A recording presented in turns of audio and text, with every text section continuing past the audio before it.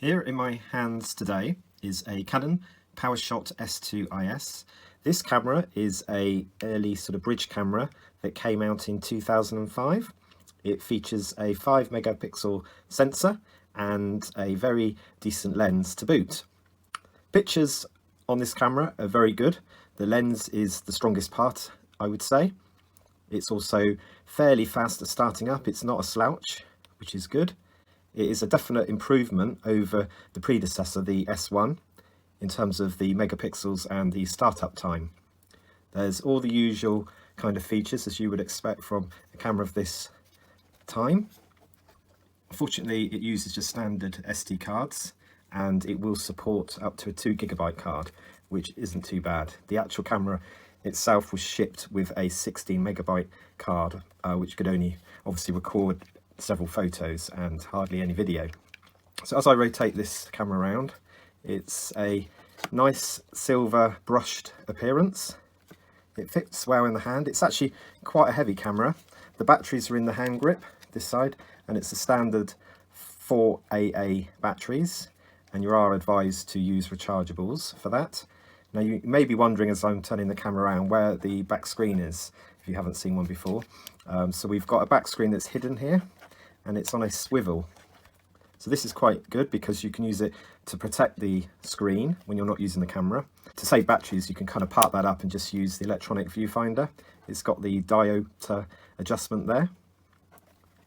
But what is good about this camera is when it comes around to taking pictures, and particularly if you want to extend your reach of the camera, so hold the camera up high, then you can use this swivel to kind of look down on you. So if you're taking pictures over crowds of people, for instance, over your neighbour's fence, then you could do a sneaky picture that way. So the drawback with this particular LCD is really the size of it. It's fairly bright, but if you're in a sunny climate, then the camera can be a little bit tricky for taking photos. Just because I guess the technology at the time, the internal viewfinder here and this screen, not really up to much, but you know, it's not too bad. It's not too bad. So we've got an array of buttons on the back here and the standard arrangement on the top. So this camera is a 12 times optical zoom, and you control the zoom on the front of the camera here where my finger is, right by the shutter. And you've got some extra buttons here, continuous shooting and timer. You've also got a dedicated record button for video, and the best mode that it offers is 640 by 480 and in stereo sound, so that's really quite good. The quality of the video is brilliant for its time, and you can even go as far as editing the videos in camera as well, which is a nice feature. Before I delve too much into the buttons and the display, I'll just show you the SD card slot. That's in a separate position. The batteries are in here. I won't open it now because I've just set the date and time. There is an additional memory battery, a small sort of battery in there, which would need to be replaced on a camera of this age because we're now in the year 2023. So yeah, I would replace that battery just to give you the convenience of not having to set the date and time the whole time. So to switch the camera on, there's a arrangement here. So you press in this little button slightly and you can go straight to camera mode or go in the opposite direction to review. Now I will explain about a couple of problems and weaknesses this camera's got as the video goes on, just so that if you are in the market for one, you don't get perhaps duped by someone selling one of these cameras. Okay, so just as a heads up, I'm just going to show you what many of these cameras are doing at this current time. So let's put that in there like that. So if you do get hold of a second-hand camera and you get it from a thrift shop or a charity shop, then possibly you will have an issue that looks a little bit like this. You start the camera up and the screen is just blank. Now, that is an issue, and I will talk about it shortly. There is also another issue where you might get an image in there, but when you go to take pictures, particularly outside pictures, then you might just be taking white pictures, and I'll explain what causes that in a minute. Let's turn that off. So we press the button on the top, shut the camera down. Okay, now I'm going to take the actual lens cover off. The lens cover actually is a little bit of a weakness on this camera. It doesn't like to stay in place particularly well, so when you've got this camera in a camera bag, potentially this can come off quite easily. It seems to have a little bit of fabric inside to give it enough pressure to just sort of sit on the end there, but obviously after time that pressure isn't the same anymore, so this does come off a bit more easy, so that's just something to be aware about. Okay, let's turn this camera on. So as you can see, it starts up pretty quick. Another positive with this camera is its macro mode. So let's see if we can get it into macro mode now, and that's a button on the side. So macro mode will allow you to get close. It's something like 10 centimeters, and then you can sort of take your picture. But there's also a super macro mode as well, which is that mode.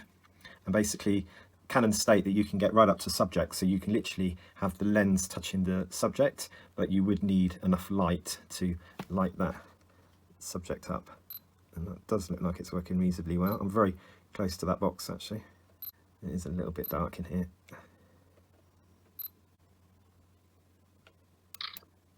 That's better. So yeah, you can see I'm pretty close, just a few centimeters away from the box there as I took that picture. So that's super macro mode, something to experiment outside on some nice flowers. Let's just get rid of that.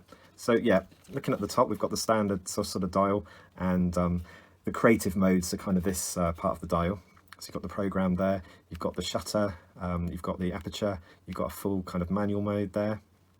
Custom mode as well, to allow you to save some of your favorite settings and not have to re-enter those the next time you power up your camera.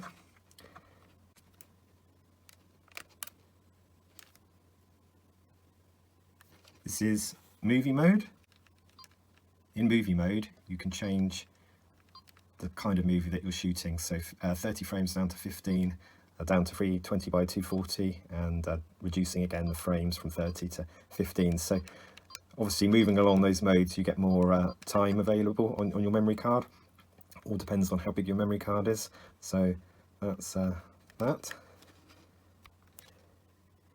We've got some modes which allow you to do panoramics. There's a color mode which allows you to change the appearance of the picture and to strengthen different elements like red, green or blue, being your main ones.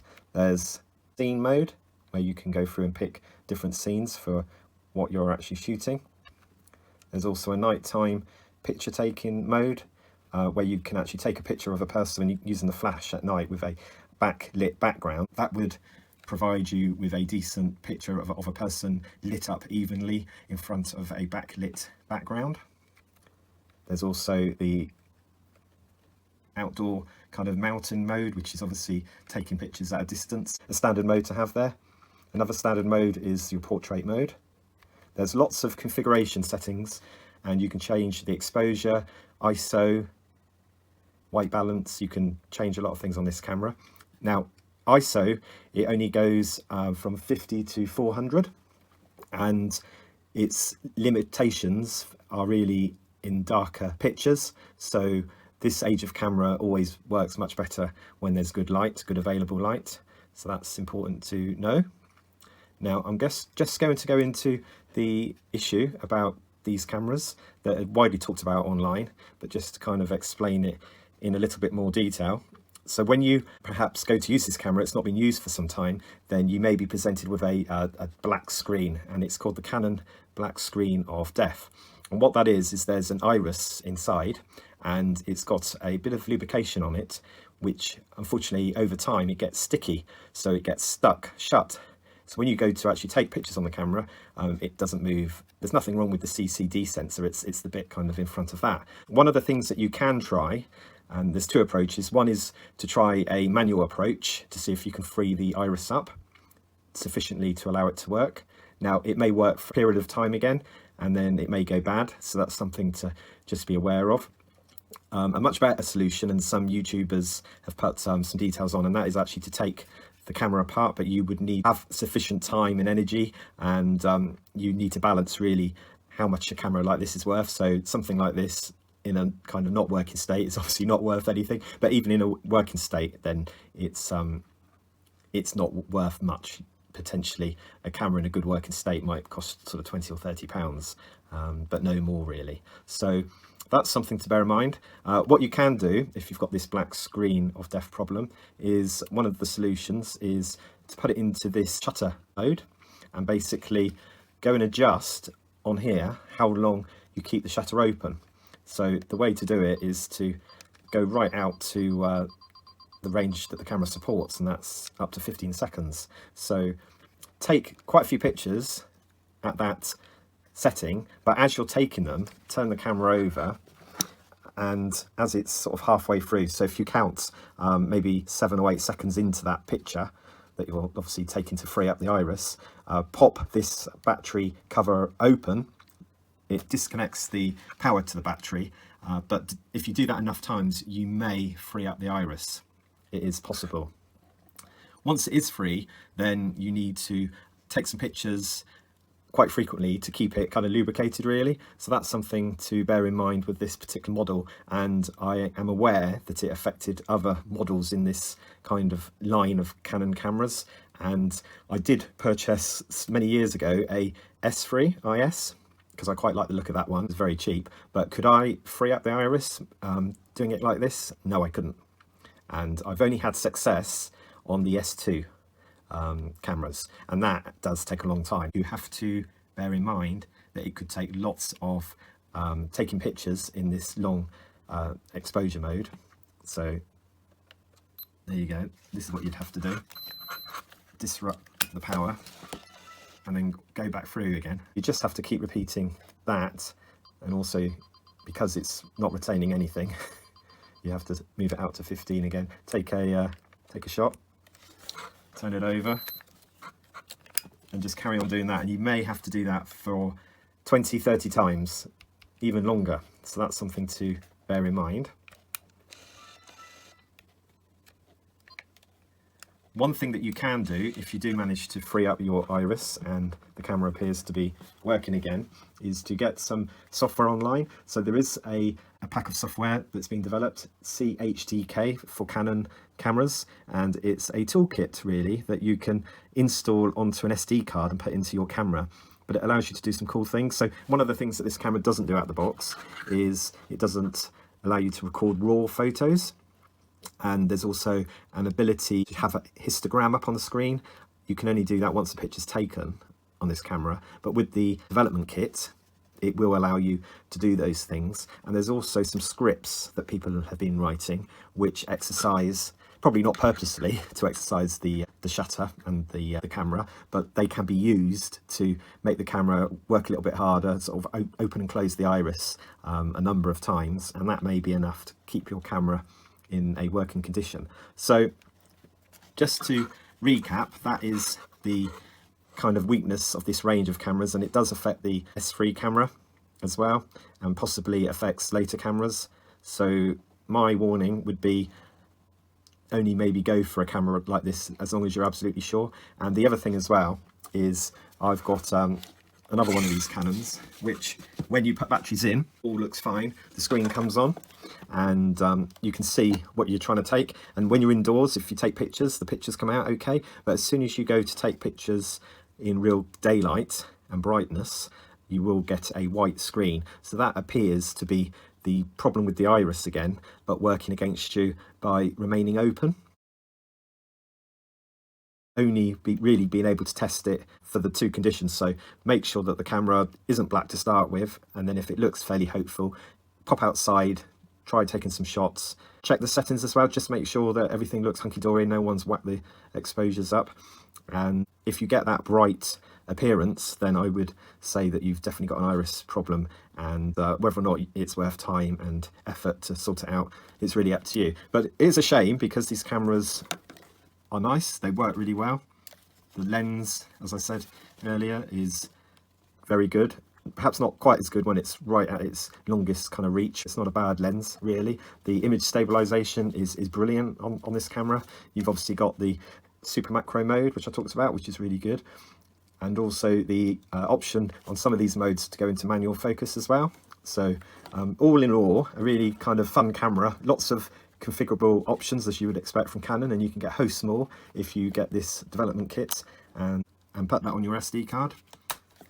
So there you are, my quick take on the Canon. And I would say, given this day and age, yeah, only pursue it if you can find one that is 100% for you. and even better if you can find one that someone else has repaired properly. That would be the way to go there. Okay, thank you for watching this video, and I will do some more videos in the future. Please can you like and subscribe. At the end of the video I will put some pictures on there that I've taken with this camera, so you can check out the quality yourself. Bye for now.